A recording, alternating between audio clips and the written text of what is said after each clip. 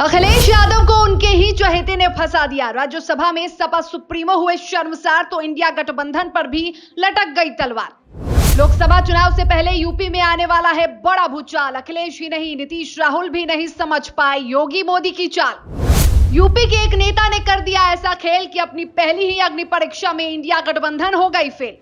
लोकसभा चुनाव सिर पर है और उससे पहले सियासी साजिशें भी चरम पर है। ये कहावत बहुत पुरानी है कि सियासत में कोई दोस्त कोई दुश्मन नहीं होता, दिन या रात नहीं होती, कोई भरोसेमंद नहीं होता, यहां कभी भी कुछ भी हो सकता है। और चुनाव से पहले तो कई बड़ी साजिशें सत्ता को हासिल करने के लिए रची जाती हैं। और देश का सबसे बड़ा चुनाव यानी लोकसभा का चुनाव अगले साल है। वक्त कम है और काम ज्यादा। ये वही वक्त है जब पलटियां भी खूब मारी जाती हैं। कब कौन अपने दल के मुखिया को दगा दे बैठे ये कोई नहीं जानता। और शायद ये बात यूपी के पूर्व मुख्यमंत्री सह सपा सुप्रीमो अखिलेश यादव भी नहीं जानते होंगे कि वो कब किसी अपने की बेवफाई का शिकार हो जाएंगे।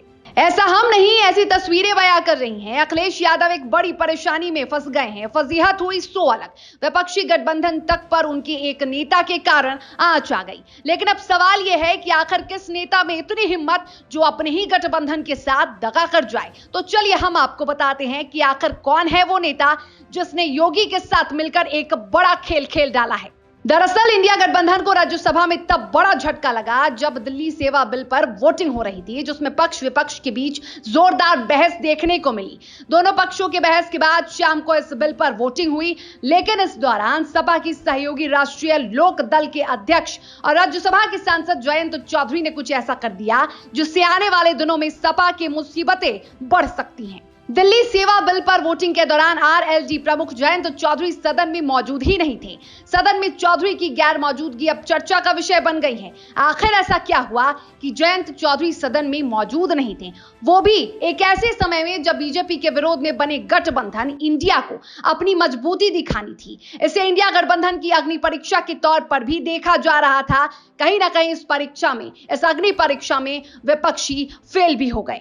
कयासों का बाजार इस बात को लेकर गर्म है कि जयंत चौधरी इन दिनों बीजेपी के संपर्क में है। उन्होंने यूपी में 5 लोकसभा सीटों की मांग की है और खबर है कि बीजेपी उन्हें 3 सीट देने को तैयार है। बस इसी बात पर पेच फंसा हुआ है। बीजेपी पिछले काफी समय से जयंत को अपने पाले में लाने की कोशिश कर रही थी, क्योंकि जयंत के बीजेपी के साथ चले जाने पर कमल को कई फायदे हैं। यदि जयंत एनडीए में आते हैं तो जाट मतदाताओं की मदद से पश्चिमी यूपी में क्लीन स्वीप की जा सकती है। जयंत एनडीए में शामिल हो जाते हैं तो समाजवादी पार्टी को बड़ा नुकसान होगा। यूपी में बीजेपी के खिलाफ इंडिया गठबंधन की लड़ाई और कमजोर हो जाएगी। ये चर्चा तब से शुरू हुई है जब जयंत चौधरी इंडिया गठबंधन की पहली बैठक में शामिल नहीं हुए थे।